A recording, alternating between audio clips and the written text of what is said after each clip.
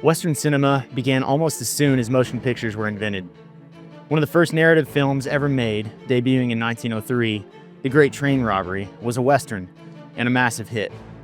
Shot in New Jersey, it told the story of outlaws and lawmen, featuring shootouts, horseback chases, and frontier justice. It helped establish the basic template of the genre: rugged landscapes, men with grit, frontier survival, cowardice, and great courage. This early period coincided with a monumental shift in American culture with the closing of the American frontier, officially declared by the U.S. Census Bureau in 1890. While this marked the formal declaration, its cultural and psychological impact reverberated for decades, and Western cinema would step in to mythologize what was lost. The myth of the American West, more than its reality, was taking root. The Western exploded in popularity during the years between 1930 and 1950. This is known today as the golden age of Western cinema. Major studios cranked out hundreds of films, often starring larger-than-life figures like John Wayne and Gary Cooper. These films mirrored the American values of individualism, justice, bringing order to chaos, and unflinching moral clarity. Directors like John Ford elevated the genre with cinematic mastery, using locations like Monument Valley and its sweeping vistas to give the American landscape an almost sentient character. For decades, the Western dominated American film and captured the hearts of the young men of the nation with an ethos that can be summed up in Horace Greeley's famous quote, "Go west, young man, go west." A line that's used more than once in one of the movies on our list of great American Westerns that we'll discuss today. The Western's dominance began to fade around the 1980s and 90s, and the spirit of the original films has changed in the modern Western era, along with the changing of the American culture. But it never fully disappeared, and there are still some keeping it alive today. We believe that if the true, red-blooded American ethos is to survive, then we must be well acquainted with the character it was originally built on. And the Western is an essential piece of that foundation. Men need heroes worth looking up to and emulating. They need to see what it looks like to honor your word at great personal cost, to act with courage against tremendous odds, and what it means to be a true friend. The Western is more than just a film genre. It's a foundational myth of the American civilization, and there are simply some films that all men should see. Today, on the Hard Men Podcast, we'll list out some of these films, talk about why they inspire us, and how we're using them to inspire the next generation here in Ogden to great courage and resilience.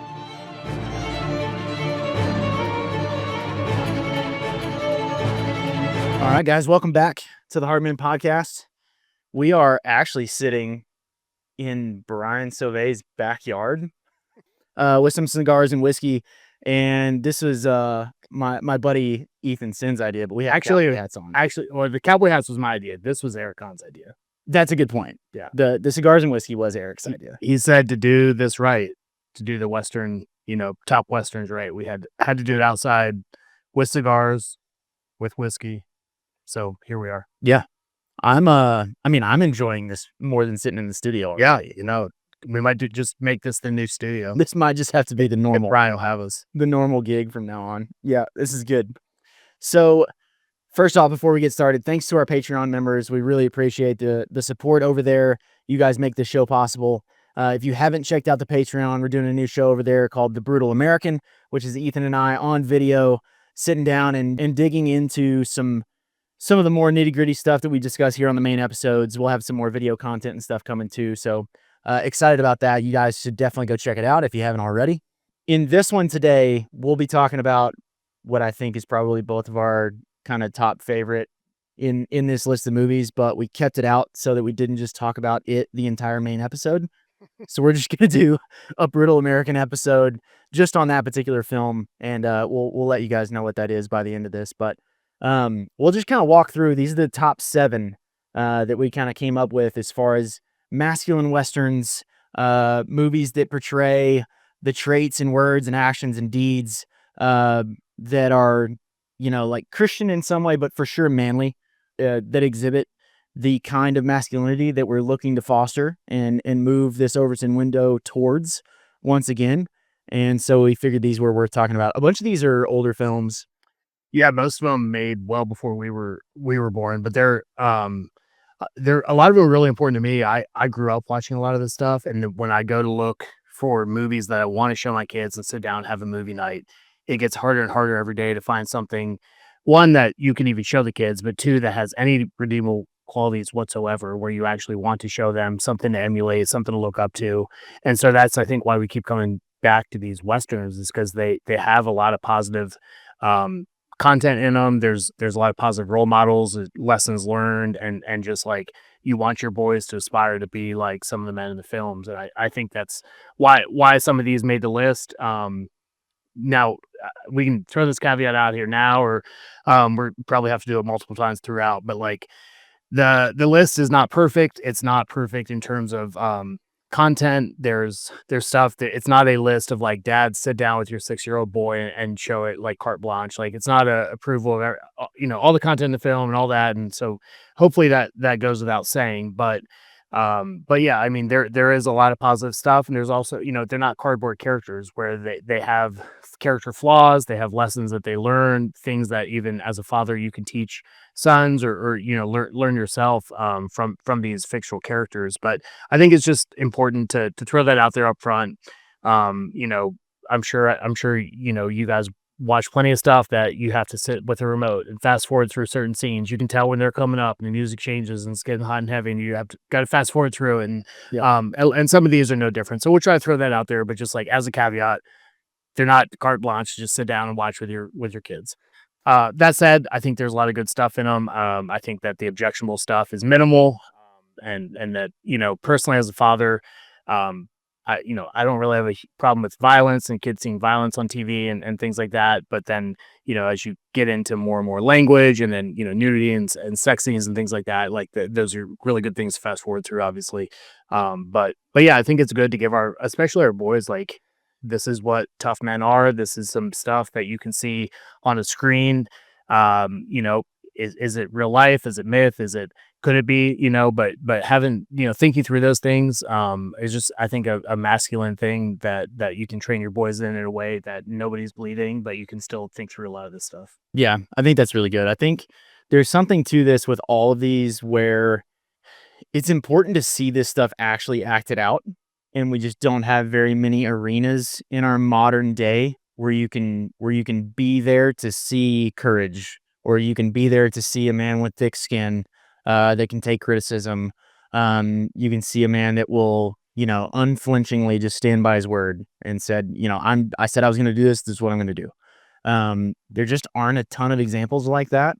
And there's something special about these that I think is particularly American, which I think is important for us.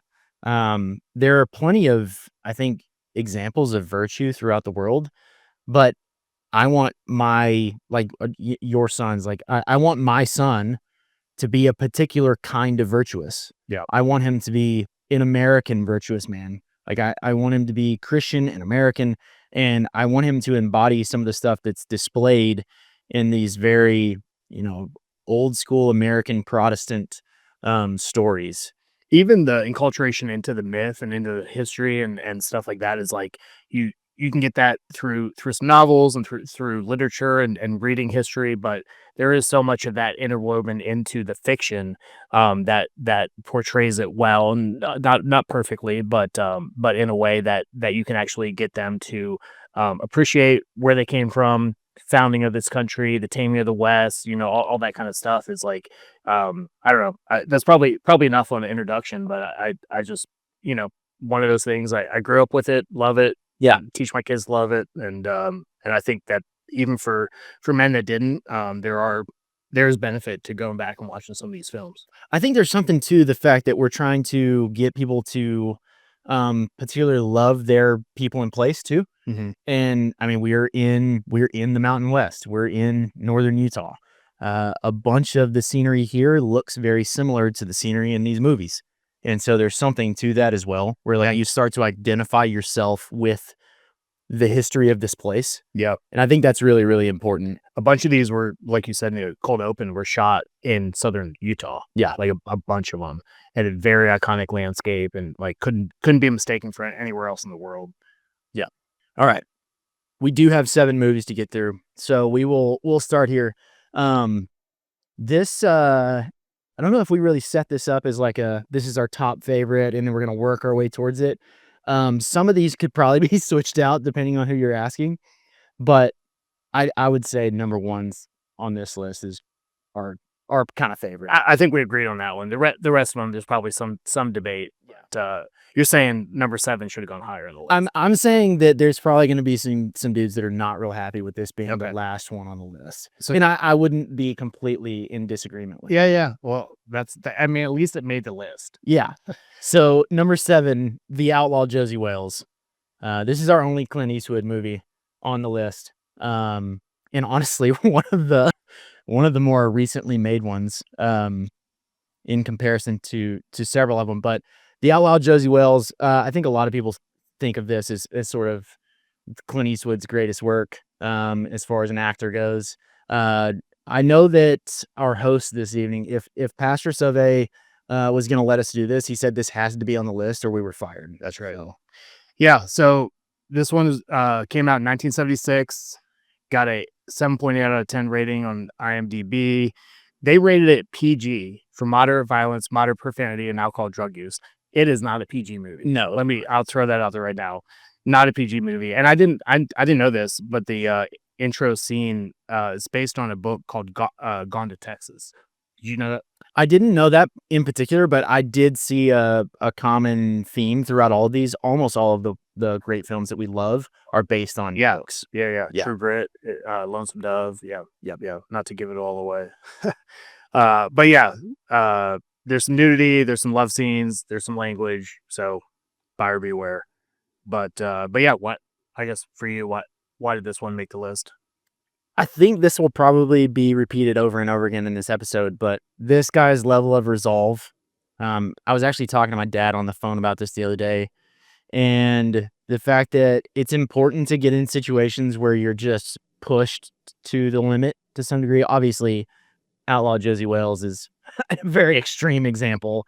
The opening scene of that is just horrific. Yeah, it's brutal. Absolutely. But you also do get to see what a man looks like when he's not afraid of death.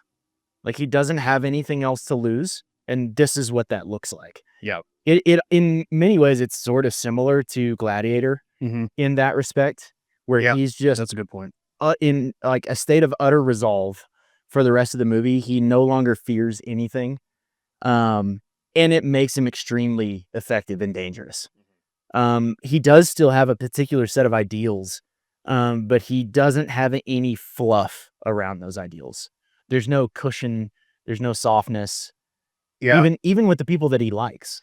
Well, yeah, it's definitely interesting because, when they go to surrender or grant amnesty and they're coming out and they ambush him and try to kill everybody, like he rides in there almost like on a suicide mission. Like, I'm going to kill as many of these guys with me, take as many with me as I can, but I'm dying.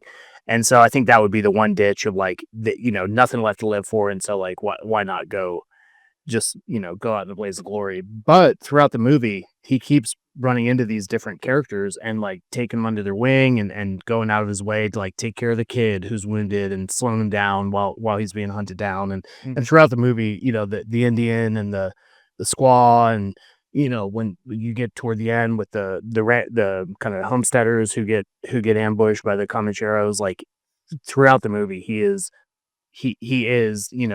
being selfless toward a lot of different characters that he doesn't really owe anything to. Yeah. One of my other favorite parts about this is that at the beginning, he's just a normal guy. Farmer, Missouri farmer. Just a regular out on the dude. field with his kid. Like, yeah. And then this horrific event happens and his family's killed and his house is burned down. And then I think you also get to see the value of obsession in a man. Like, if you want something bad enough, it's the only thing that you'll think about day and night until it's done. And he decides that he's going to go get these redlegs that did this. And that's his entire mission. And he becomes utterly fixated on it. And it makes him extremely effective. He's very dangerous because that's the only thing that he cares about. I think the other thing I like about a lot of these films, this one in particular, is the display of just wicked evil men that's accurate. It's accurate, right? It's not a Marvel like super villain Thanos kind of thing. It's like this is how men sometimes are. Yeah. And we're so insulated from it on a day-to-day basis, but you can go to a lot of different parts of the world and things like that where this is men get just give in to sin, give in to wickedness, give in to evil, and they just devolve into their base natures. And like the wickedness that's portrayed in some of these antagonists is, I think, is a very eye opening thing for us in our day. On that same note, all of these have a similar theme of this is on the edge of civilization. This is all happening on the American frontier.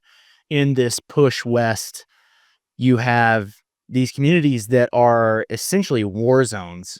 They talk about this at the beginning of Tombstone, about the fact that Tombstone was the highest murder rate anywhere, and like worse than what we think of in an inner city today, right? Probably like Chicago. I mean, yeah, probably pretty similar to that, but it's just extremely dangerous, and you get to see on your note about the actual evil nature of men, the the things that they do when the reins are taken off, when there isn't any law and order, the things that they decide that they'll just attempt to get away with, uh, I think is actually really important. I know we're talking to primarily men here, but I think this is actually one of the things that women today have a hard time understanding because they're just not very often presented with it, especially in our American culture and society where they're the evil nature of men is often kept under wraps and kept at bay by lots of rules and regulations and threats. Mm-hmm. And in these films, it seems pretty fantastical how evil How people bad actually people are. are. Yeah. It's almost backwards today where we don't have that. We don't experience what's portrayed by like the Redlegs or the Raiders or anything. But just good masculinity is then branded toxic. And then on Twitter, women choose the bear over the man because of this idea of masculinity. But actually, we're not even talking about actual wicked, terrible people, but Yeah. but everything gets painted as like this toxic thing. Anyway, it's not anywhere close to how bad men could be. I think in all honesty, if you made a movie like The Outlaw Josie Wales today, he would, I think, be viewed by a lot of modern people as just selfish and like, why didn't he just give in and do what he should do? Yeah. Why doesn't he just go along and like quit with all of his ideals and convictions? Doesn't he see all the trouble that he's causing by not just giving up and being killed? Like it's a strange thing how far we've shifted from an ideological perspective. Yeah, absolutely. I do want to say he doesn't give this off towards the beginning. He's so rough around the edges, and you don't expect him to ever loosen up or calm down at all. And I think this movie does a really good job of like showing that actually still is possible, even for a pretty ruthless, dangerous man. At the end, when he does finally get comfortable and he's not constantly looking over his shoulder for another threat, he seems to finally rest in some sort of peace. Yeah, I mean, one of the things I had a note on was that end scene with Fletcher, the guy he used to ride with, that betrayed him, betrayed all the guys, got them all killed, and then spent the next, however months, years hunting him. Basically, like, it's kind of like Fletcher's shot at redemption to call out, no, that is Josie Wales, not Mr. Wilson. And he doesn't do it. He protects his identity, lets him kind of live in peace, goes along with the narrative that he was killed or whatever. Yeah. And so they stop hunting him. And so I think that was kind of like his redemption arc there. And then Josie Wales now has the opportunity to like, he still basically owed him revenge. Like he basically still like taking his life would have been just at that point for all everything that man did and the betrayal. But he, in a way accepts the forgiveness and lets it lie and rides off. And yeah, I thought that was like, really like the way that ended, and you can see him growing like you're talking about throughout the film. Yeah. So we talked about this the other day after watching this one about the fact that he just doesn't say very much during the movie. He'll probably got like 100 words in the entire like. Yeah, and it's a decently long movie. Yeah. And he's in every single scene. Yeah. But he just doesn't say much. However, when he does say something, the lines they're bangers. Like he is maybe one of the more quotable guys on this list, and that's saying something. Oh, yeah. There's some. What's your favorite quote from the movie? Mine has to be him talking to the bounty hunter. And you know, the bounty hunter's like, man's got to do something for a living these days. He's like, dying ain't much of a living, boy. And you're just like, my goodness, like the level of just confidence, calling your shot. Yeah, that you have to have, but also not like there's no bravado in it. Yeah. He's trying to talk the guy out of it. Yeah. He's like, we don't have to do this. Exactly. You can leave. Yeah. And then he comes back and he comes back and he's like, I had to come back. And he's like, I know. And like, just to catch this bullet. Like, yeah, that's a great scene. Not a quote, but when he basically like they get to the area they're going to set up shop, and now the Indians are a problem, right? They killed the Comancheros, friends of the Comanche, and now they've got the Indians after him, as well as the entire, you know, Union Army or whatever. Yeah. But he rides out, basically makes a peace or offers peace toward the chief there, and he talks about like his word of life and word of death, and just the gravitas that you know, this chief doesn't know him from anybody, but the way he carries himself, the way he speaks, taking the initiative to go out there and like try to sue for peace, and then just like obviously he believes him that he's going to follow through and say, hey, you can have one or the other, but you know, I'm happy to give you either one. Yeah, but yeah, we can fight or we can be friends. But it's only because like he trusts him, the way he carries himself, the way he speaks, that the you know, the masculine traits that he portrays, that the Indian will, you know, actually believe him, that he's serious, not just going to, you know, double cross him. So I really like that scene in there. He also, there's something about that where he doesn't, there's no capitulation, there's no qualification, there's no like, I'll give you this if you'll give me XYZ.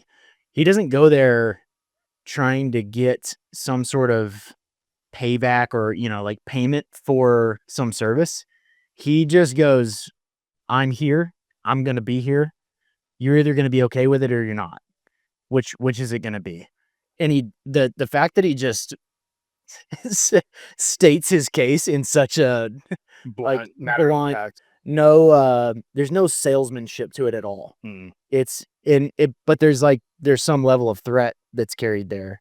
Yeah, it's really good. The word of life and word of death that's carried in the steel of his pistols, and in the rifles of the Comanches is really good with Tin Bears. You can go find that scene on YouTube and watch. It's like a 3.5-4 minute scene. It's really good. Yep, absolutely. You ready to move on to the next one? Yeah, we could probably just keep talking about Josie Wales forever, but we'll move on to number 6. Number 6 on the list is one that I grew up watching, so it's sort of nostalgic for me. My granddad showed it to me when I was young, and we used to watch it all the time. But it's The Man from Snowy River. This one is sort of going against the rules of the list because this is actually set in Australia, but it's still really good. One of my favorites. And if you're into like horsemanship and you like horses, it is basically it's a movie about horse. Yeah. It's really good. No, this was your first time. I had never seen it. When you added it to the list, I had never seen it, so I watched it a week ago. I loved it. I thought it was great. So 1982, so it's a newer one on the list. Not, you know, 77% on Rotten Tomatoes. PG, I think PG is an appropriate rating for it. You know, mild violence, mild profanity, no nudity or anything like that. So it was a very clean. It's a family-friendly movie. We watched it with the kids, and it was great. Kirk Douglas actually plays two roles in the movie, which is pretty cool. So yeah, why? I guess for you, besides nostalgia, why did it make a list? I like this one because it's sort of that coming of age thing. A boy transitioning from boyhood to manhood. Once again, there's a theme here, but you know, his father dies towards the beginning of the movie, like first 5 minutes, and he has to deal with that loss. And then not just that, but has to go prove himself, and not just one time, but over and over and over again. And in the process, he's trying to impress men that are ahead of him, but also impress a girl that's there, that's viewing the whole thing, and also honor his father's legacy. Yep. And I think it's just there's some sense of like his revenge against the horse. The Black Stallion is this, like, he's one of the main characters in the show. The horse, the Brumby mob Yeah, leader. So yeah, I guess we're assuming people are familiar with the movie or have seen it. Too late, but there's going to be a bunch of spoilers in this episode. But yeah, so basically that horse was one of the causal factors of his father dying. Yeah. Right?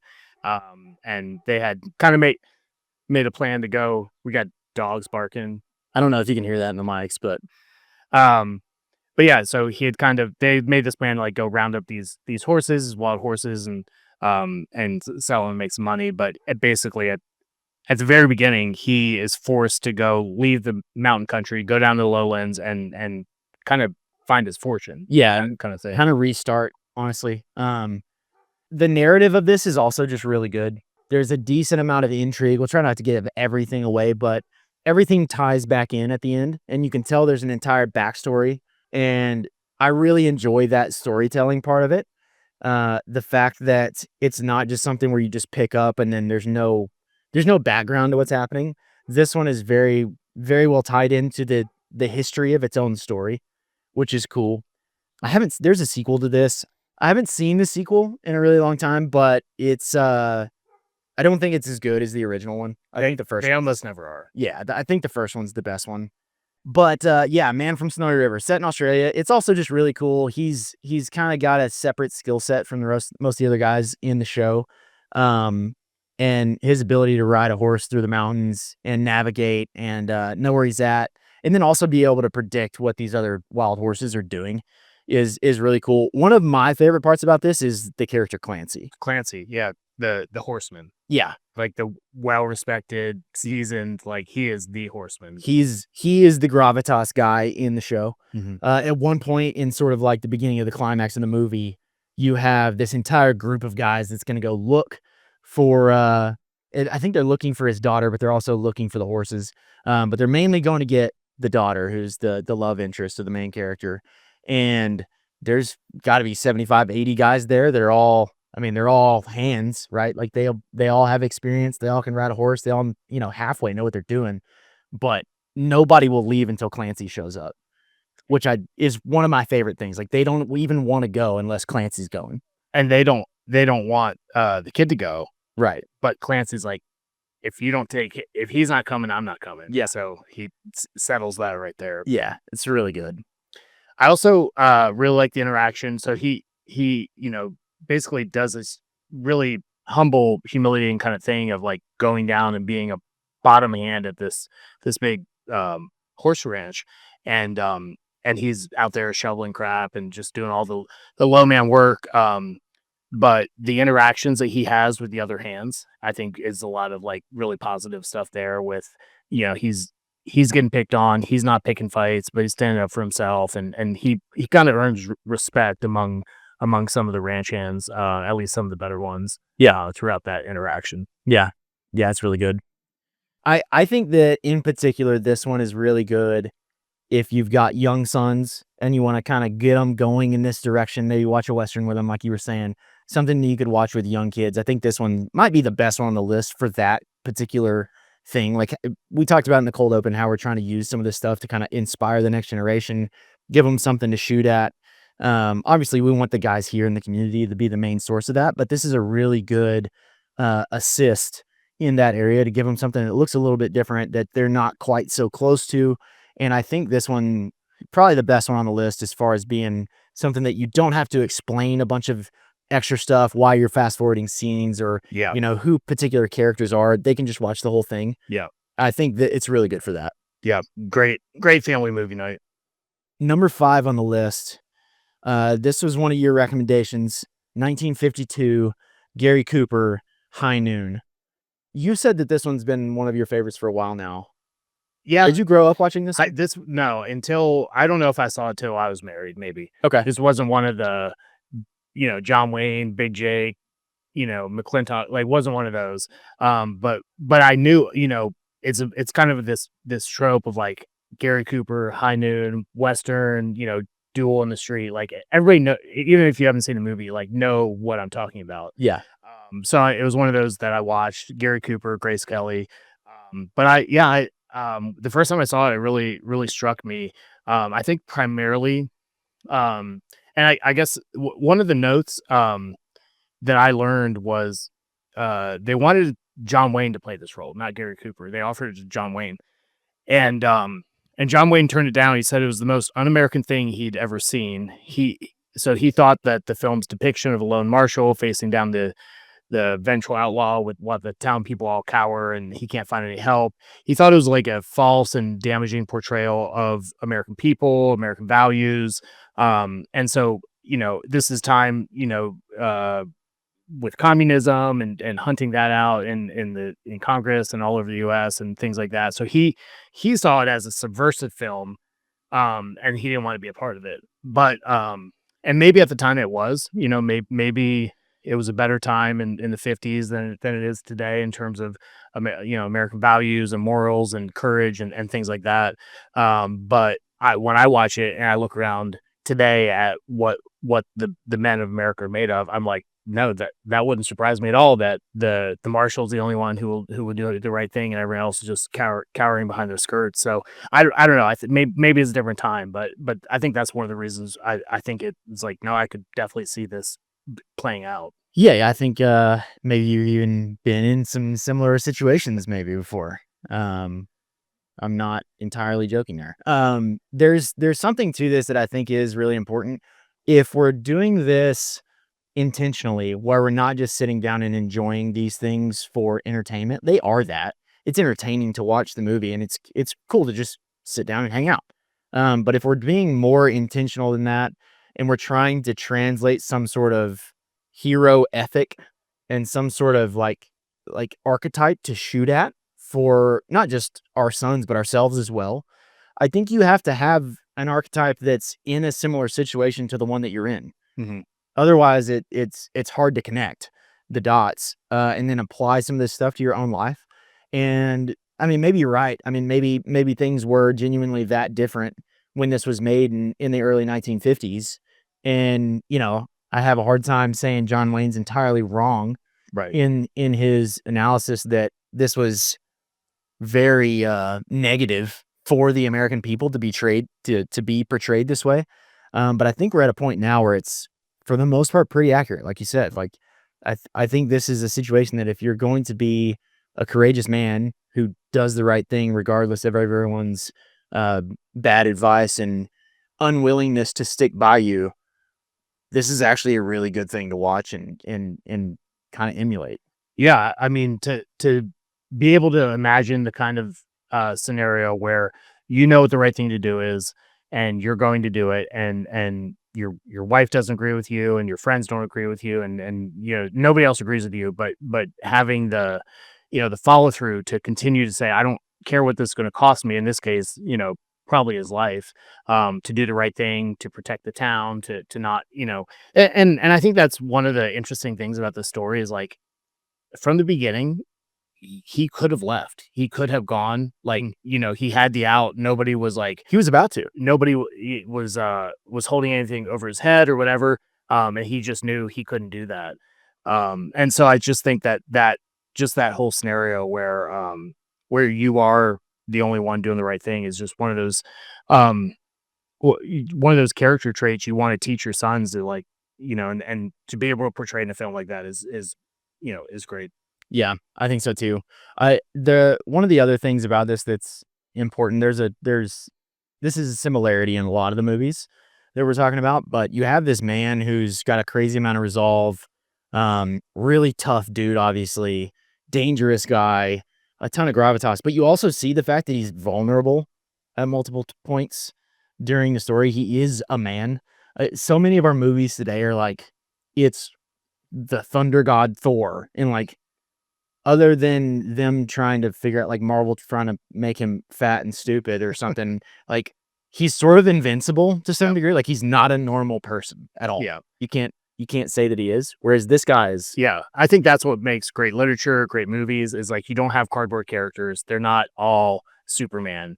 They do have their flaws, and I think that's one of the things. And not that he's a terribly flawed character, but like he's a man with weakness, and like yeah, you can tell like he's a little nervous to have to like face down 3 guys by himself, and nobody's going to back him up, like as you would be, you know, in that scenario. So. And I'm thinking specifically of the point where his friend that genuinely is going to help him, and from the get-go is like, I'm here to help. You knew that I was here to help. You didn't even have to call me. I just showed up. He's like that until he figures out it's just going to be the 2 of them. Yeah. And then he's like, dude, I have a wife and kids. Like, I have a life that I have to get back to. I can't do this. And leaves. And that is like one of those crushing blows to the main character. And you can see him break for a second before pulling it back together. Numerous points in the movie, he's just completely fed up and tired and doesn't want to do this anymore, but refuses to just leave because he's like, it's not who I am. It's not what I'm going to do. I think the other thing is, like, at the very beginning, he is for a moment talked into actually leaving. They actually ride off on the horse buggy, right? They're leaving, but he also has the courage to like change his mind. Yeah. And go, no, we're turning around. I can't do this. And I think there's something to that where men often, the first initial instinct is cowardice for so many of us. I think that's a normal thing. The first thing is to flinch and cower. But I think sometimes it's almost like we take comfort in the fact that, like, well, it's too late now. Yeah, I've already done. I already made. We're already out of town. Can't go back now. I guess I better just keep going with this decision that I know is wrong. Well, really, and that instinct to go back and change your mind to do the courageous thing actually takes quite a bit more courage than just doing it right the first time. Like to be able to recognize, no, I did this wrong, repent, turn back. Like that actually shows a great amount of courage to be able to be in that scenario and then initially pick the wrong thing and then go back and choose the right thing. I forgot to write down the quote, but I think my favorite quote from this one is the madam in the hotel. Yeah. Talking to the young deputy who basically tries to use the situation to leverage himself into a better job. Yeah. He's like not going to help Kane unless he backs him as the new marshal. Yeah. Right? Which he's like not qualified for. And everyone knows. Yeah. Except for him, apparently. And you know, the woman that he's been with for some time now and is alluded to have been with Will Kane, the main character, prior to this. She says something to him like, you're a good looking boy and you've got big broad shoulders, but big broad shoulders don't make a man. And you're a boy and he's a man. And that phrasing is not very colorful. There's not a whole lot explicitly being said in detail there, but everyone knows exactly what you mean. Yeah. When you go, you're a boy and he's a man. Yeah. And you're different. She tells him, I think multiple times, that she's like, when are you going to grow up and act like a man? And I just thought that particular line was really, really good. Yeah. I like that line a lot. I really like the way it ended, where basically like, you know, good guys win, bad guys die. And then, you know, you would expect the townspeople to rush out and thank him. And, you know, you saved their lives, saved their town, all those things. And they're ungrateful. You know, there's none of that, you know, thankfulness or fanfare or anything. And he just drops the star in the dust and then leaves like he was trying to in the beginning. And like, grabs his wife and leaves. And in all honesty, didn't gain anything. No, by any of it, because nobody cared. No, nobody appreciated it. Nobody thanked him. But but he did the right thing. Yeah, and so the act itself was its own reward. And he's like, all right, done with you people. Yeah, and leaves to go start the next chapter of his life. Yeah, I really enjoyed High Noon. I don't know if it was my favorite on this list, but I liked it more than I thought I was going to. Yeah, even if it was communist propaganda when it was made, I still think it's a pretty decent movie. Yeah, still pretty good. So occupying the number 4 spot on our list here is True Grit. It was your idea to do a little compare and contrast with the old one, John Wayne, 1969, and the newer one, the 2010 remake with Jeff Bridges. And Matt Damon. Yeah, Josh Brolin, Tom Chaney. Yeah. Which I'll lay my cards on the table. I grew up watching the original John Wayne one, loved it, and thought I would hate the remake, and I liked it a lot. Mhm. I thought it was really well done. Thought Jeff Bridges was really good rooster, and I mean, I'd probably for nostalgia's sake, like the old ones probably still just edges out just a bit, but they're both really good. Yeah, I agree. I haven't watched the old one in a really long time. I got a chance to sit down and watch the remake during the past few days, and I have to agree. I really enjoyed the remake. I think mostly just because of Jeff Bridges. Yeah. He's just a really, really good Rooster Cogburn. His kind of old crotchety, just drunk, doesn't care, just aggressive out of the gate. Some of his quotes in it are just really good too. So the old one was rated G for moderate violence. I mean, I don't know if I'd give it a G, but it's probably a PG. It's a little bit of violence. I don't think there's much else objectionable about it. Got a 7.7 out of 10 on a rating. The new one got a 7.6 out of 10, and it's PG-13 violence. I think that's about it. So both, relatively clean movies, not a lot of stuff you got to worry about. Not too much. I mean, the new one has a decent amount of, just aggression and gore, and it's not like Quentin Tarantino ridiculous. But there's quite a few guys shot in that. Now that you say that, I remember being young and watching the first one, the original one, and that scene when they're in the dugout and they have that turkey they shot, and the guy's supposed to be chopping it up, and then he like chops the guy's fingers off. There's blood everywhere, and like I remember that like being a disturbing scene for me, where like I don't know if I want to eat turkey. Yeah. Yeah, this is definitely more of a I would call these definitely more on the PG-13 side. Pretty intense violence in these. It's not anything crazy, but there's definitely some violence to them. Luckily there's no nudity or anything like that. Yeah. In either one of these. I also I'm not gonna lie, just personally, because of the way the story's written, LaBeef just drives me absolutely insane. Oh yeah. Like He's insufferable. Yes. And like you're like, dude, I've always had this immense respect for Texas Rangers, and you make me not like it makes me not like him. And it's like it just bothers the heck out of me that he's such a terrible character. Now he does come through in the end. Yeah, for sure. But goodness gracious. Yeah, insufferable is the correct word. Other characters, so Rooster, main character Maddie Ross, I think that's one of those examples where like it makes and this one's based on a book as well, but she's this not feminine, young teen girl, but like very, very loud, very matter of fact, very straight to the point. And obviously that's what the whole plot is about. But I think in terms of like what we're going for, she's not like the ideal. She's not your Proverbs 31 woman. No. She's not like, daughter, be like Maddie. She's quick. She's got a sharp tongue, but like not a lot of like character, not a lot of feminine character traits that you would want to see portrayed in your daughters. Probably some somewhat inaccurate storytelling as far as how much just being around rough men in the wilderness and seeing a crazy amount of violence and being really close to that. Probably not a very accurate portrayal of what that would actually be like for a 14-year-old girl, but her character is entertaining. I think if you're going into this with the expectation that you have things to watch out for, and you might have to look at your daughter and go, hey, don't act like that. Yeah. Then you should be fine.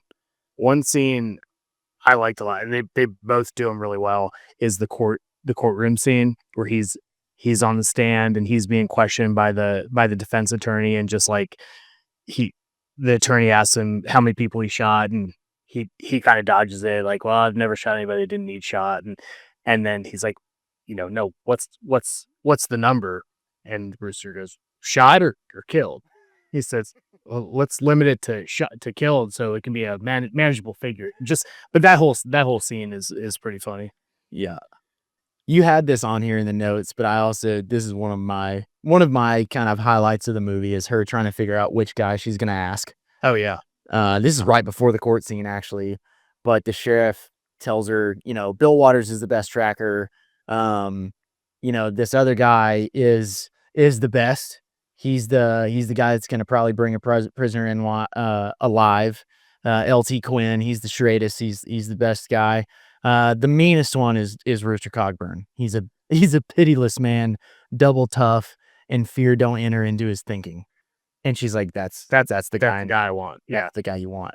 Yeah, not the one who brings guys in alive. Not the best tracker. I want the meanest. The meanest one. Yeah. There's something to that. We were talking about this the other day, and I guess this is as good a time as any to bring this up, but we'll talk about it more in the next episode. But your kind of question that I've heard you ask more than once in discussion groups is, in your friends, are you looking for competence, or are you looking for loyalty? Yeah. And I think this is another one of those, that same principle where you're like, what do you want? The guy who's really skilled, but probably not all that tough? Or do you want the guy who's the meanest dude here, and he might be a little short on skills? Like, he can still go get the job done. Yeah. He's just meaner than everyone else. Yeah. And she picks the meanest one. And there's a reason for that, which I think, like, to her credit, like, she doesn't go, oh yeah, I want the best one. She's like, no, I want the meanest one. Yeah, I think that's one of the lines is from the title is they say he has grit. Yeah. Right. And that's what she's looking for. She's somebody with follow through, somebody that's tough enough to get the job done. Yeah, I think how about this? The meanest one is Rooster Cogburn. Is meanness a masculine virtue? Is it a Christian masculine virtue? Meanness. This is a good question. I think that it can be. Yep. Because what's funny is the word mean is kind of like the word nice in a lot of ways. It's lost a lot of meaning. It doesn't really mean a whole lot anymore, which is going to get confusing if I keep using mean over and over. But to say someone that is mean today basically just means that they say things you don't like, hurt your feelings, or yeah, they're too direct, or it could just mean that they're truthful. Yeah. In many cases today, I think.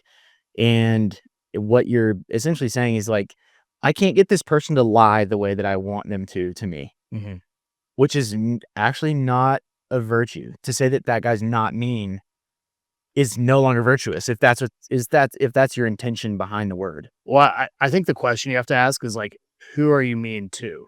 That's a good question. I think that's like the main thing is, like, he's a what is he, a marshal in this? Yeah, he's a marshal, and if you're mean toward the guy you're trying to pick up and the outlaws and the Indians, like, that's appropriate. You're mean toward the enemies. If you're mean toward your wife or your partner, like, then that's usually a problem. Yeah. If people are going, that guy's mean to his kids. Yeah. Well, then we probably aren't doing the right thing here. But if you're like, that guy's really mean to his enemies, well, then that's the guy that you want on your team. Yeah. Right? Like,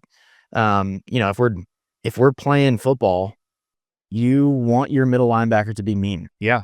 If he's not, we have a problem. He's not going to be a good linebacker. He's not. That's what he's made for.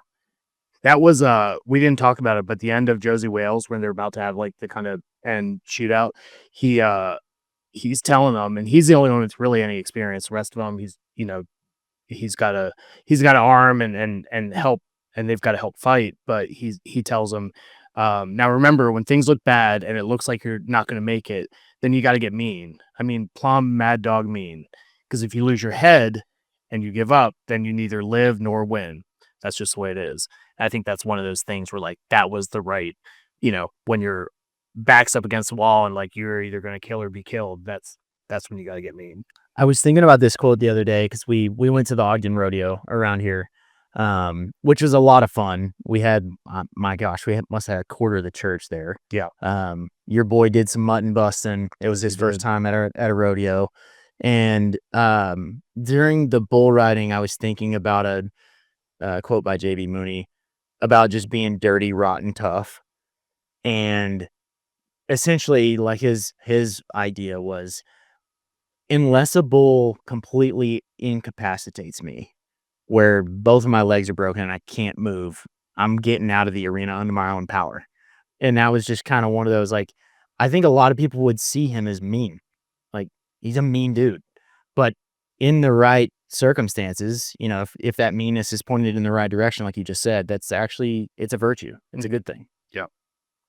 One scene I want to talk about, and then we can move on to the next one, is toward the end. It's like the iconic one where John Wayne's twirling his lever action rifle, but he's there, and it's one guy against four, and they're at opposite ends of the field, and he tells them that he's gonna, they need to turn themselves in, and he's gonna take them to Judge Parker to be tried, and they obviously think that they have him 4-1, and they do, but rather than like not fight or run away, he basically charges at him, shoots 3 of them before his short horse gets shot out from under him, and then anyway, just like the courage in that scene, just I think it's one of those like aspirational kind of things, or like larger than life, but you're like, if I were in that scenario, I would want to be John Wayne shooting 2 guns at 4 guys in a losing battle, and but go down swinging With the chance of dying. Yeah. Right. Yep. He says in the newer one, Jeff Bridges says to the girl something along the lines of, "Yeah, I got 7 men to scatter one time." And she's like, "1 on 7? Are you sure it was that many?" He's like, "Well, yeah. It's 1 on 7 until you charge at him, and then all of a sudden it's 1 on 1. Yeah. It's just 1 on 1 with you and 7 guys, because all of them start thinking about how much they value their lives and how much they don't want to die, How much they miss their wives and their homes or whatever, and that they all scatter. Yeah, absolutely. which I think is another thing. Like, you ask if meanness could be a Christian virtue, and I think we would say that it definitely can be. But this is another one of those spots where, like, aggression is actually something that we have to foster in the men of our communities. Like, if we have no men that are aggressive, we don't have any men. And it's not a good thing. We're actually extremely vulnerable.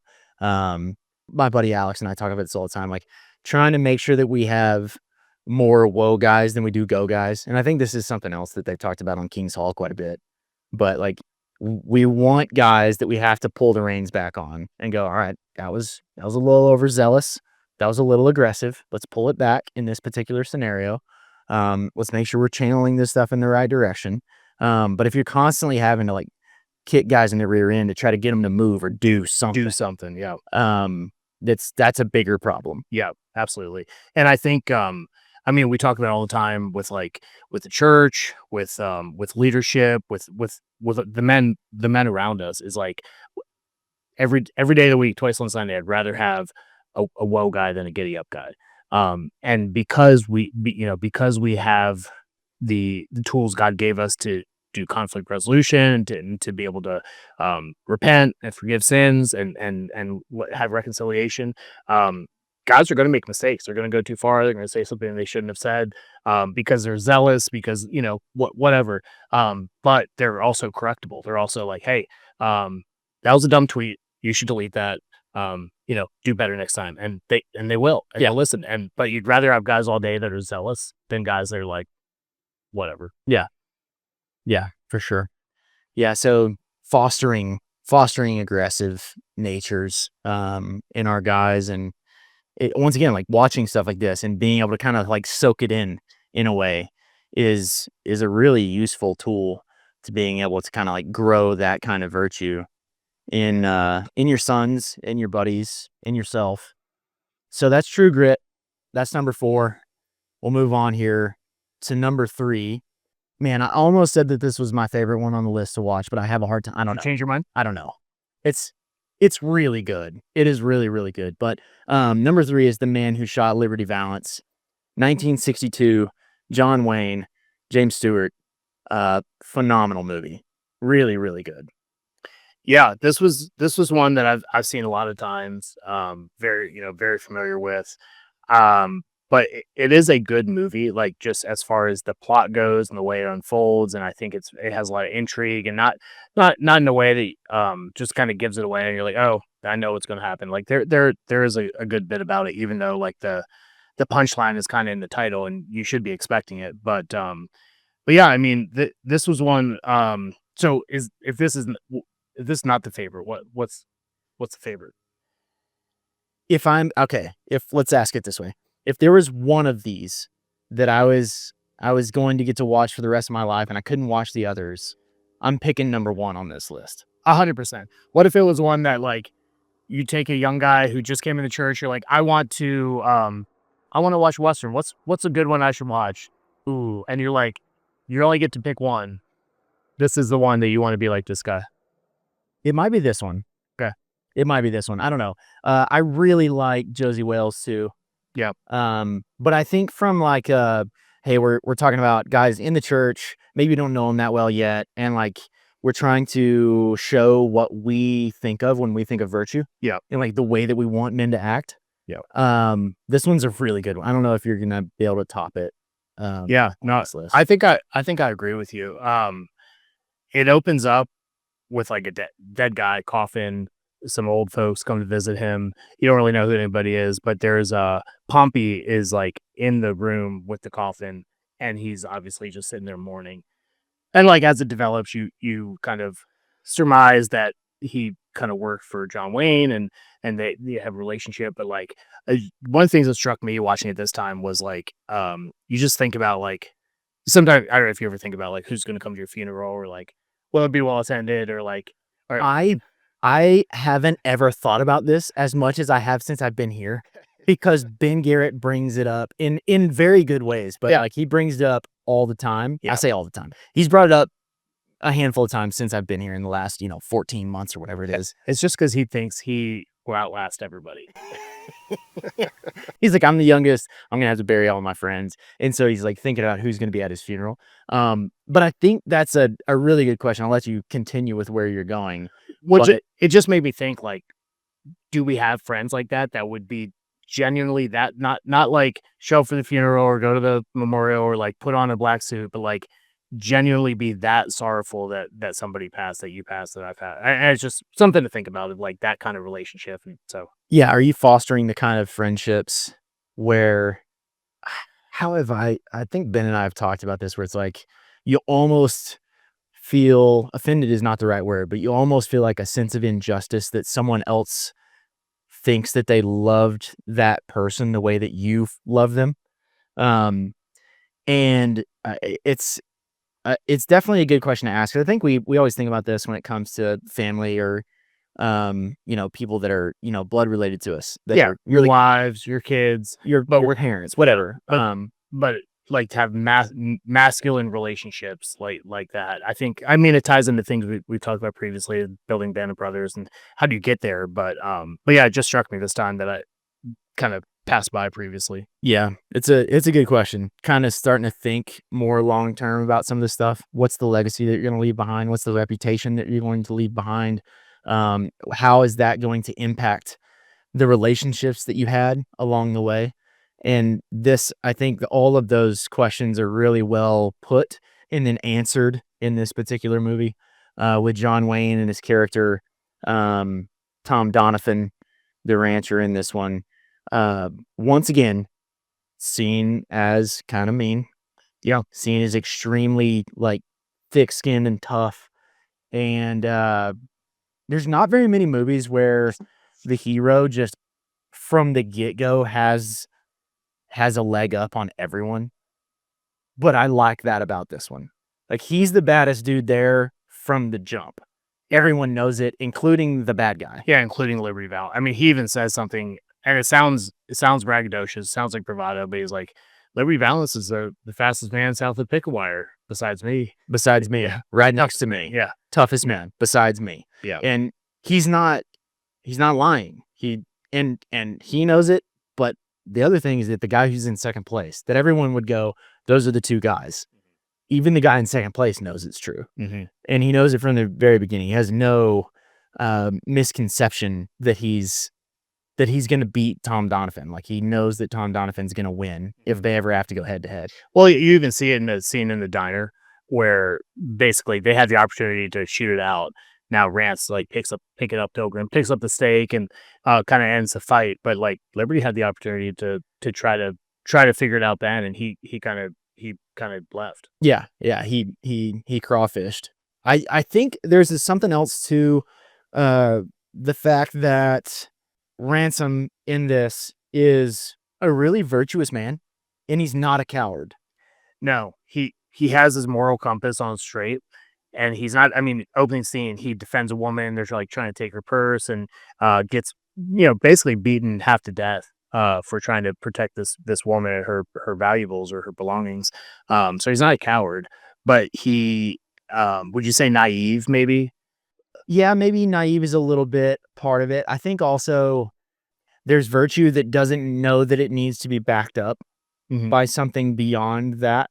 Like he's never been in a scenario where they're in the Wild West, law and order is basically non-existent, and so never been in that position before. He's just like, no, this is not how things went. Yeah, where I grew up and where from back east where I went to law school. Like, no, people. We have cops and people follow the laws and there's justice and there's judges and there's prison and hangings or whatever.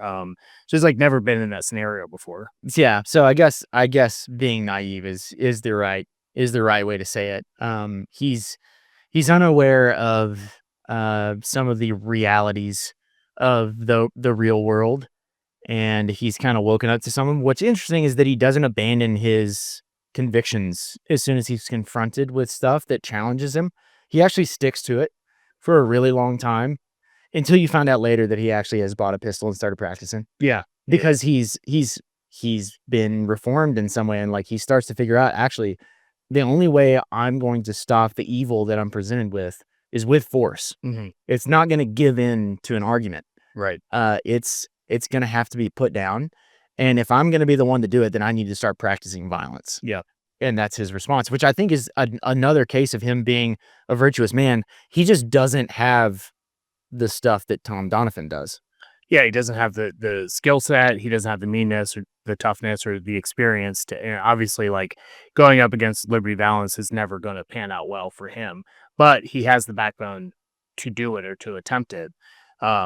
There's one scene where Tom takes Rance out to his ranch and teaches him this object lesson and kind of like pulls a trick on him and essentially like shoots some paint cans over him and covers him in paint. He's like, covered in paint. But his point is that like this is how good Liberty is. Like at shooting at the fighting, like this is how good Liberty Valance is. You're not even playing the same game. And so like, basically like a wake-up call. So I guess my question is, looking at Tom in that scenario, and there's other things going on. There's kind of the love triangle and there's other things, but like just purely between Rance and Tom, what was he right to do that? He had been telling him, hey, it's this is the way. You want to live out here, you want to survive, buy a gun, and he'd been telling him. What do you think about that object lesson? I think it's actually really useful. And sometimes that's the thing that a guy needs because we live in a physical world. Sometimes being met with the physical reality of things is exactly what you need to get the point across. There's a difference between sort of theoretical knowledge and experiential knowledge. Being told the Mike Tyson quote that like everyone's got a plan until they get punched in the teeth is not the same thing as having a plan and then getting punched in the teeth. Yeah. That's a different thing. Yeah. Right. Like we can sit here and say platitudes over and over, but then you meet guys who have actually walked the walk, like they've been there before, and their level of knowledge on the subject is drastically different than a guy who hasn't ever been there. What does Joe call it? Experience-based learning? Yeah, experience-based learning. And I think it's actually really, really useful. I think particularly for men. Yeah. It's extremely important. I think the earlier you can start doing this, the better with your boys. The earlier between the actions have consequences. Yeah. If you want to play stupid games, you win stupid prizes. And like, obviously we still have the fence around them and we're not letting them go on the street against Liberty Valance. But like, when you do stupid stuff and you skin your knee and you break your arm, like that, you're going to learn lessons that as many times I tell you, quit doing that, you you do that once and like you're going to learn the lesson. Right. And I think we've gotten to a point with our society that everything is so padded and so soft and so um sort of wrapped in cushion that it makes it hard for young men to actually learn lessons. They genuinely get to be in the state where they like at the age where they should be grown, but they're not yet because they've never had a chance to like bloody their knuckles on something. Like they haven't been physically hurt, or even in some areas, in some situations, it's just like looking really stupid in front of someone Mm-hmm. is a great learning experience. Like, oh, you said something really dumb, and then you realized it as soon as it came out of your mouth, and now everyone's looking at you and and you're like, you know what they're all thinking. Yeah. Well, that's one of the ways that you figure out how to stop saying stupid stuff is when that happens to you. I think we sort of try to put the gloves on all of those experiences and keep them from having the impact that they should. And I think the earlier you can start that stuff and the more raw those experiences can be, I think the lessons are learned faster. Yeah. I'll tell a quick story. So I started playing football when I was in kindergarten. My dad figured out after the very first year, like I should probably just start coaching this. But there was one drill that we picked up. There was a conditioning drill from the team that I played on the very first year, and we called it Fox Across the River. So instead of just running laps back and forth on the football field and doing wind sprints, we would do that, but it would also be a tackling drill. So there would be one guy who started out in the middle of the field. The entire team would take off sprinting to the other side at the blow of the whistle. And that guy in the middle's job was to try to tackle somebody. And if he tackled you before you got to the other side, you joined him in the middle and started tackling people. And we ran the drill until everyone was tackled. And so it wasn't like we're running 8 wind sprints. It was just like, we're going to play Fox Across the River until we're done. It's going to be a while. And it's going to be a while. And what he would typically do is, every practice, it was a new kid that started off in the middle. The youngest, smallest guy and put him. Sometimes it was that. Sometimes it was the best player on the field. Yeah. And you're like, oh, everyone's going, oh no. Yeah. Who's he going to kill first? Yeah. Right. But there was a very distinct experience. I think I was in the 4th or 5th grade, and I must have been 4th, because the teams would be 2 separate grades. So it was 3rd and 4th. I was one of the older kids, and I knew at the first couple runs, no one was going to try to tackle me. I was one of the bigger kids on the team, blah, blah, blah. And so I knew I could kind of get away with not trying real hard on the first few reps. And it was getting close to dark, and I ran the first 20 yards and then just started coasting. And I was looking over my shoulder to make sure no one was going to try to come up behind me and get me right before I got to the line. And all of a sudden I'm sailing through the air, and I got absolutely decleated. Just like I'm looking through my ear hole. I'm trying to find my mouthpiece. It's out of my mouth. I got clocked. And I'm laying on the ground, and my dad grabs me by the face mask and pulls my face so it's facing him. And he's like 6 inches from my face. And he's like, do not ever jog on this field ever again. And it was one of those things where I was like, oh, I didn't realize the stakes that we were playing at today. Because it's a Wednesday practice, and I'm in the 4th grade. Like, no one cares. He did. Yeah. And so I think a lot of people would hear that and be like, oh my gosh, like, I can't believe the dad would do that. Did your dad rock you? Got absolutely smoked. Like, one of the hardest times I've ever been hit, it was him. He just ear-holed me. And like, I was little, and just smoked me. And then like, it wasn't over. I got reprimanded after that. And then it was like, they haven't tackled you yet, so you have to keep running. Like, the next rep better be full speed. And it was one of those moments where it's like, oh, this is experience-based learning. I thought that A was happening, but really we were playing game B.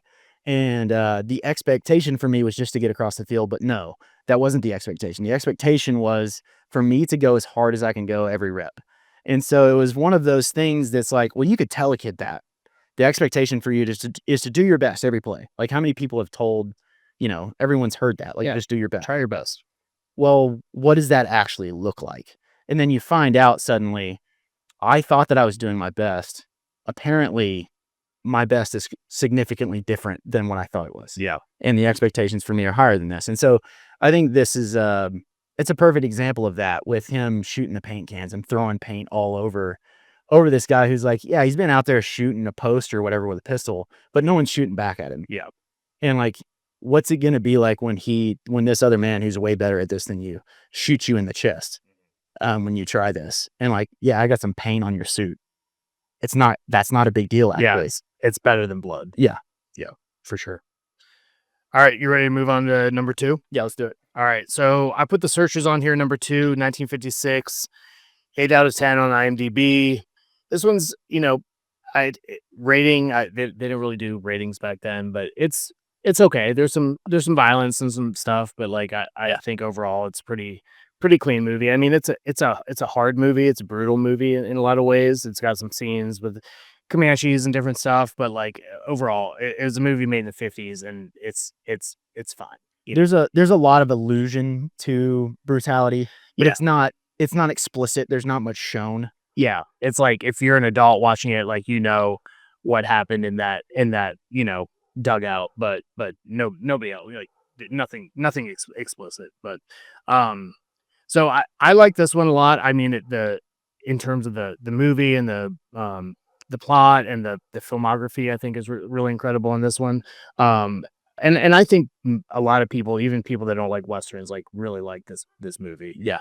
Just for the film value, but yeah, I think you have another John Wayne movie where you have the main character who's confident, he's decisive, he's on a mission, there's compassion involved, but overall you just got a guy who's like, I know what I'm made for, and I'm going to go do it, and I'm not going to quit until it's done. Just that long suffering, grit and endurance, I think is a lot of what overall I would say is like why this one made a list for me. And that part is a little bit different. A lot of these are sort of lots of build up to a 30-second interaction that takes a crazy amount of courage and a lot of stuff to walk into, but the thing doesn't really last that long when you get down to it. Whereas this one is like he's in the midst of the struggle the entire time. It's like, would you say a 6-year period? It's something like that, yeah. Where him and Martin are out looking for Debbie. Yeah. And it's just this slow grind. And on top of that, the thought is this entire time she might just be dead. She might have been dead years ago. Or we're going to find her and she's not going to have any idea who we even are anymore. She lost her mind. Like so backing up a little bit in the synopsis, Ethan Edwards comes home from Civil War years after to this homestead. Indians run off some cattle, but they don't know exactly what's going on. So basically it was this ploy to draw all the men out looking for these cattle so that Comanches could come in and burn the homesteads and kill everybody in just a big murder raid. And so that's kind of how it opens. And then they take, two of the younger girls as slaves. Yeah. And don't kill them. And so they spend, the next 6 years looking for these girls. And so, yeah, it's like very much like the long game. It's not like a quick shootout. It's like, man, to get up every day for 6 years and go after these little girls, like it's that's something special, I think. There's something to that for sure, that slow, long grind. The other part about this is something that a point that you made earlier about the reality in these of the genuine evil nature of people. Yeah. We talked about this a little bit preparing for this episode, but if you've never read Empire of the Summer Moon, this story is very similar to the story of Cynthia Ann Parker, who was taken on the Texas frontier just like this. I think this is probably set a little bit later in history, where they're actually out in West Texas living at this point in time, and the Comanches have sort of been driven back for the most part. Many of them are living on reservations and things like that, whereas Cynthia Ann Parker was stolen and taken captive by the Comanches and raised as a Comanche quite a bit earlier than that. There was still sort of this line right down the middle of what today is the modern state of Texas, and her entire family is massacred in the most gruesome way imaginable, and then she's taken and raised as a Comanche. I grew up about 12 miles from where she's buried today. Really? And it's bizarre to me because it's not something that is talked about in like our public school It's not like education. well known. No. Yeah. And she was arguably the most famous person on the American frontier for years. Yeah. And it's very similar to this. Her uncle is actually the guy that was spent the most time looking for her and trying to get her back. Do you think it's been kind of memory hold because it paints you don't get this noble savage imagery of the Comanches, but it actually paints them for like the kind of like inhumane brutalities, like the torture and the murder and the killing and the rape and all that, Yeah, I think that's definitely the case because today, like, I don't know, your kids watch Pocahontas and then they're like, Mine don't. Well, say your children might watch Pocahontas. And then it's sort of confusing to try to explain to them that actually, like, this is not at all how this went. Yeah. And to write an accurate history, the way that particular book is written, Empire of the Summer Moon, you understand why Westerners called, especially Plains Indian nations like the Comanches, savages, because they genuinely were savages. Yeah. We're talking about like they never ever raided somewhere and like just took stuff and left. They killed everyone in the most slow, torturous, terrible way possible every chance they got. Like dragging people onto giant fire ant mounds and tying them down naked for days, or like tying you down and lighting a fire on your chest, like crazy stuff that we sort of can't even fathom today. Yeah, it sounds unbelievable, but like well documented. Like it was commonplace. Yeah, it's all on the frontier. And so yeah, I think stories like that probably are kind of pushed down in the public eye. Like, we're not going to talk about this too much anymore. We were the terrible white settlers that brought disease, and we need to celebrate Indigenous Peoples Day, right, and forget about that. So. Little bit of a tangent there, but this is a very similar story to that very real story. And it wasn't like Cynthia Ann Parker was the only one. Like, this was a common thing. Oh yeah. In Comanche culture, everyone was on horseback all the time. So in their nation, basically, reproduction rate was really low due to miscarriage. And so it was very commonplace for them to raid other tribes, or especially white settlers, and then they would take their children and raise them as their own, because of the low reproduction rate of their society. So it was a really commonplace thing. Any particular lines or anything that you like from that one? I didn't have any lines from this one. I mean, I think that, the "Let's go home, Debbie" at the end, and like, the whole time you don't know, is she dead? Is she being tortured? Is she a slave? Are we ever going to find her?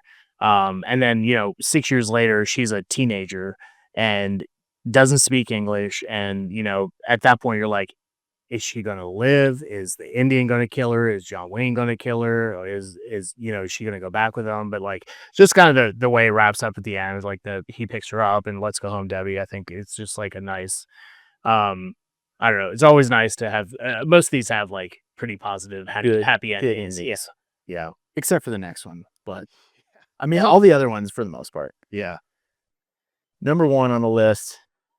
We're counting this as a movie, even though it's a TV series. It's a miniseries. It's like 4 movies. Yeah. But it's four. Like one 8-hour movie. Number 1 on the list. Probably both of our favorite on the list. If you were just going to give me one that I was going to watch forever, it would be Lonesome Dove. 1989. Robert Duvall, Tommy Lee Jones. This is one of those ones where I almost... Danny Glover. Yeah. I kind of almost feel like guilty when I have buddies that I've been friends with for any period of time, and then I find out that they haven't seen this. Yeah. I'm like, oh my gosh, I'm a terrible friend. Like, I can't believe we've been friends this long and you have never seen this. Yeah. It's that good. So this is the newest one, probably. The last one that we'll get to in the Brutal American. Yeah. We'll talk about. It was made in 93, but this one's 89, 8.5 out of 10. PG rating. This was not a PG TV show. This is no. There's a lot of stuff in it. There's some rough stuff. There's a lot of allusions to different vegetables and things. But yeah, it's definitely one to have a little bit of discretion with. But yeah, I really great plot. So based on a book by Larry McMurtry, and it's one of those films that you always, every single time the book was better, the book was better. And the book was better, but it's only because the book was like 900 pages long and they had to cut out a couple scenes. But they cast Gus really well, they cast Call really well, they cast Dietz and Newt and all these guys like so well, and they didn't leave much out. So I mean, in terms of a movie being true to the book, it does like a 99.9 out of 100 job. Yeah, I would say that this is the most accurate to a book show that I've ever watched. I read it before I watched it, and then I've gone back and forth. I watched it before I read it. Okay. I was really surprised at how accurate the show is to the book. It follows really, really closely. One of my favorite things about this, if you've ever read it, you should definitely read it too. Yeah. But one of my favorite things about sort of being able to go back and forth is that a bunch of the stuff that takes place in Gus or Call's head during the book, they find ways to move into dialogue in the movie, which is extremely well done.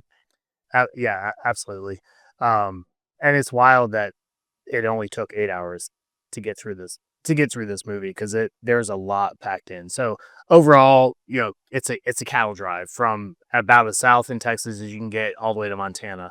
And it's just, you can imagine all the different challenges along the way. And but yeah, I think, I don't know what overall, if you could say like this is the thing I like most about it. For me, it would be the relationship and friendship of Call and Gus.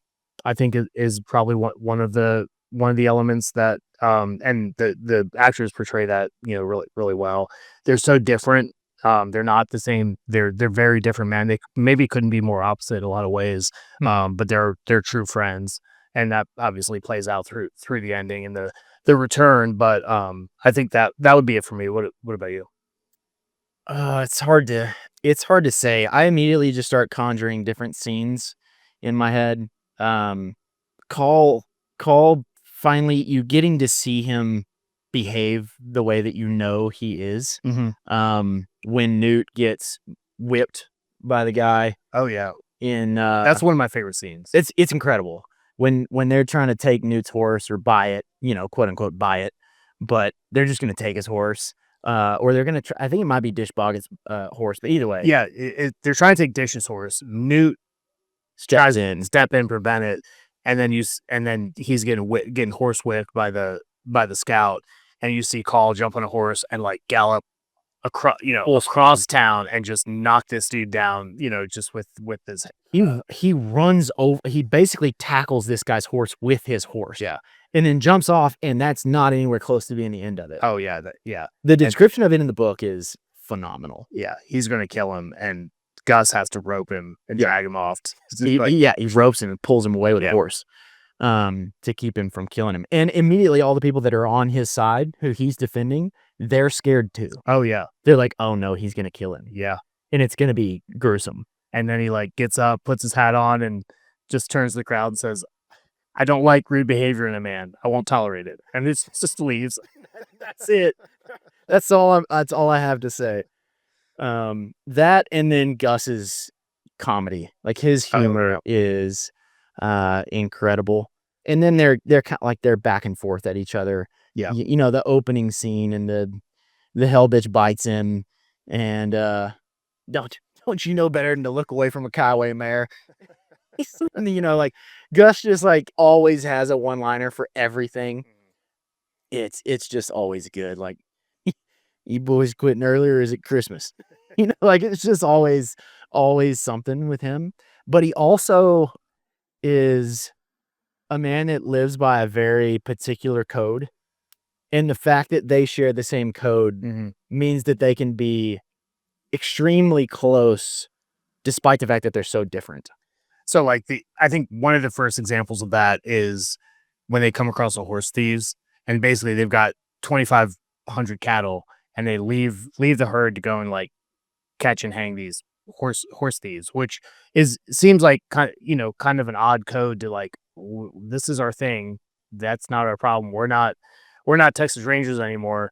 But they go and do it. And I think I mean, there's so many we could talk about. We do 3 hours on this one movie, but you know, I guess one of the characters would be Jake as a negative, masculine example. Jake is fickle.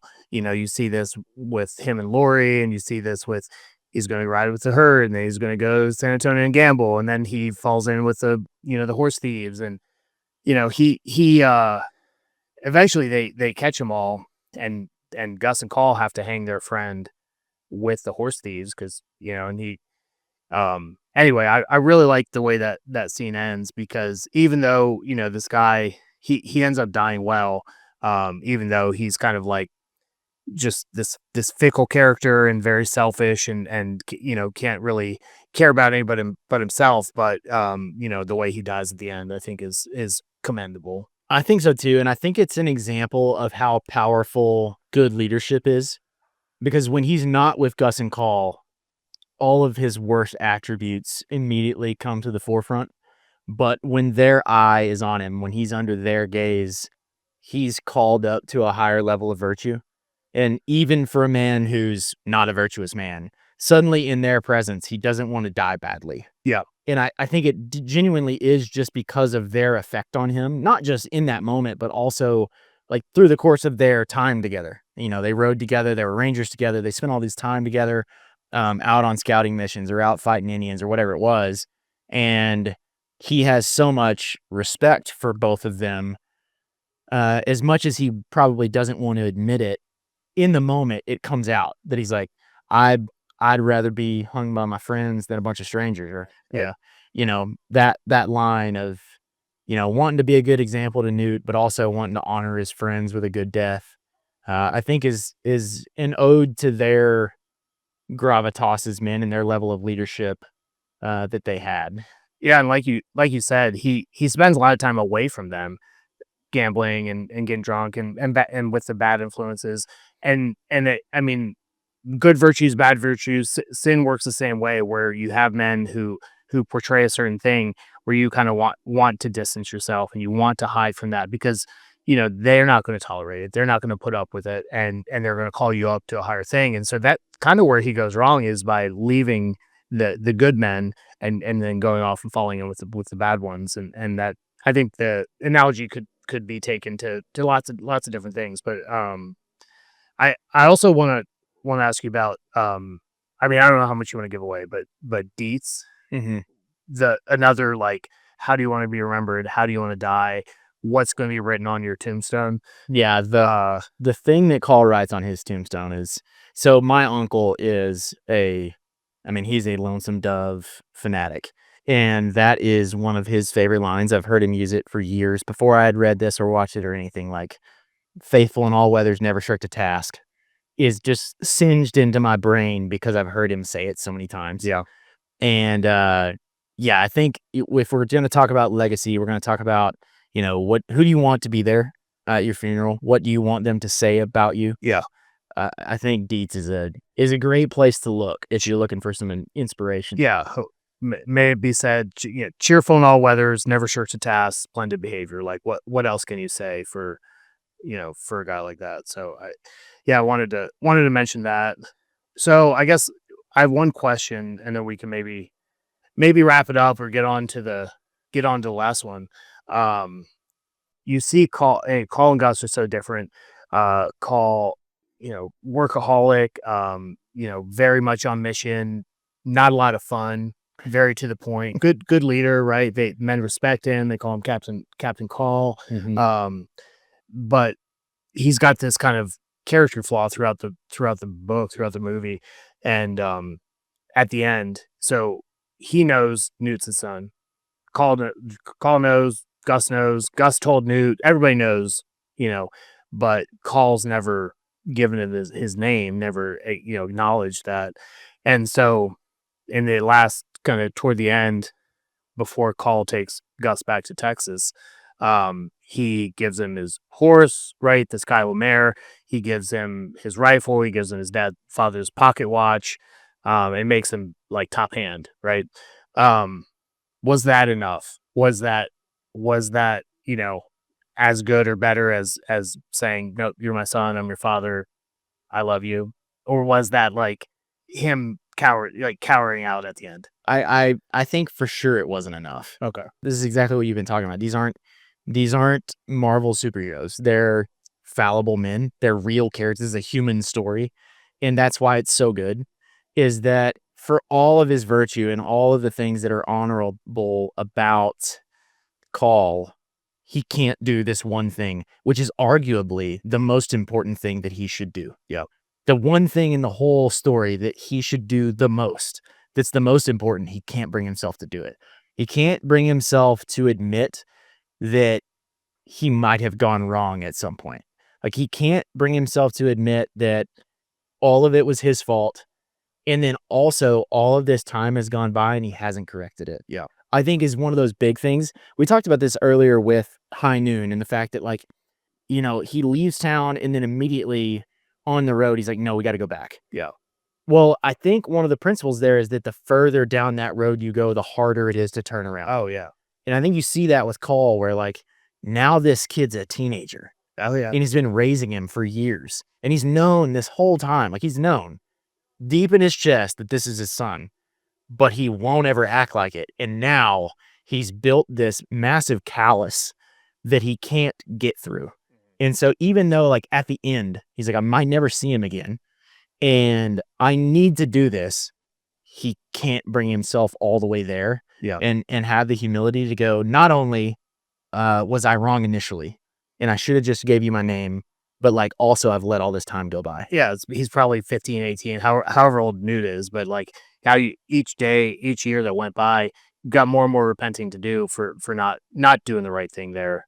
But yeah, I think it just becomes so much harder the longer you wait to repent and do the right thing. So Yeah. great movie. Really like that one. It's so good. You should read it. You should watch it. And then you should go read it and watch it again.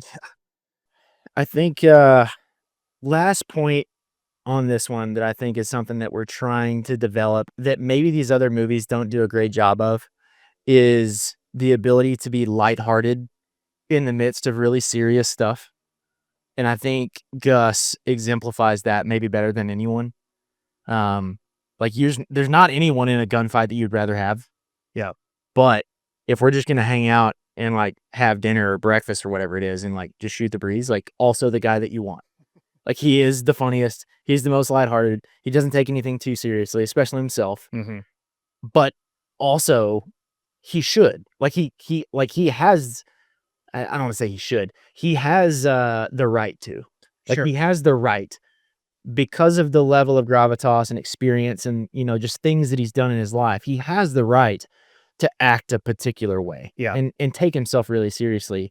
And still he doesn't. Yeah. He just refuses to. He doesn't even, it's like he's not even capable of it. And some of it, depending on the scene, is like lightening the mood because you've got all these kind of inexperienced guys who are, scared out of their minds, and he's, kind of bringing in a little bit of calm and, like, it's going to be all right, and that kind of thing into it. But just like that, I mean, it's jovial personality is one of those things we talk about a lot. But just I think that's something that when Robert Duvall played the perfect Gus, he reminds me of my grandfather in a lot of ways.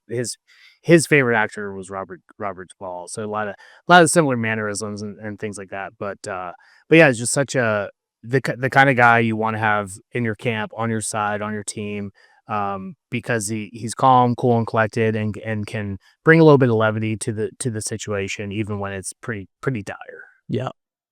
One last note is that with all of these, you also have, we've talked mostly about the main characters, which are really virtuous guys.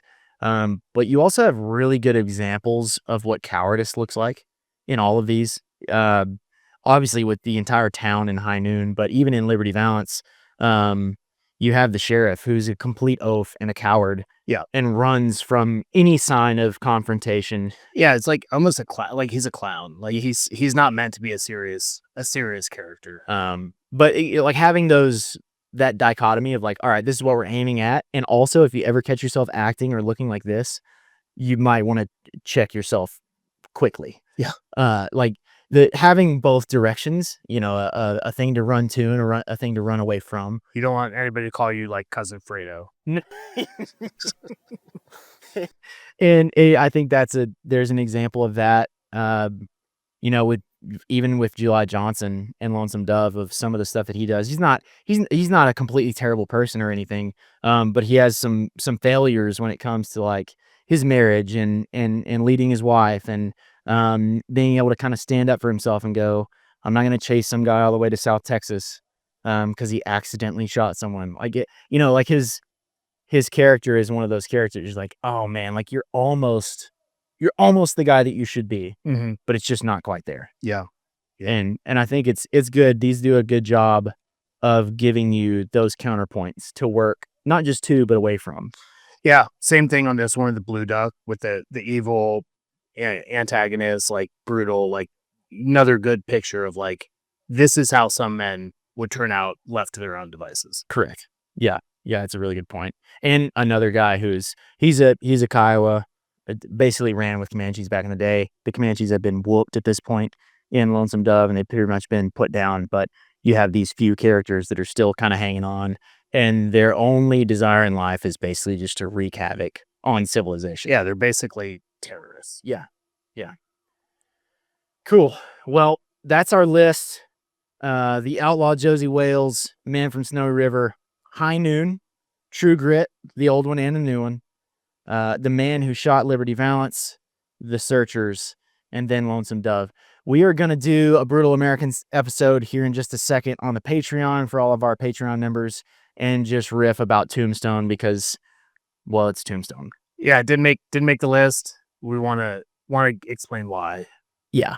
And one of the things here is like, if we put Lonesome Dove and Tombstone on the same list, we would only talk about those two movies. Yeah. So we had to separate those and keep them apart because those are probably my two favorite Western movies. So we'll get to that here in a second. If you guys are going to hang around for the Patreon, really appreciate you guys listening. As always, thanks to all the sponsors of the show, especially you guys who are supporting us there on Patreon. Go check out The Brutal American. We're going to be doing some new stuff with the paywall content. Ethan, thanks for joining me. Yeah, it was a lot of fun. Great movies, great list. We're going to have to break out the cigars and the whiskey and the cowboy hats more often for these, I guess. As always, guys, like Eric says, stay frosty, fight the good fight, act like men.